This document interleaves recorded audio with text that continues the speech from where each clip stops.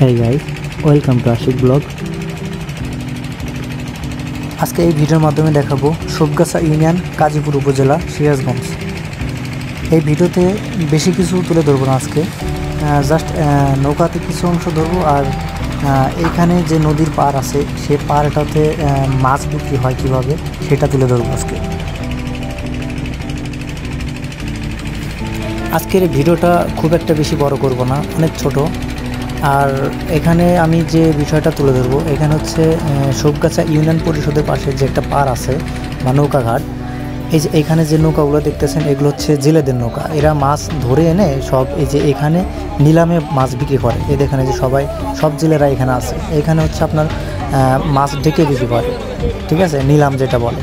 এখান থেকে বিক্রি করে অনেক অনেক কম টাকায় অনেক বেশি মাছ পাওয়া যায়, সব ভালো ভালো মাছ, যমুনার মাছ।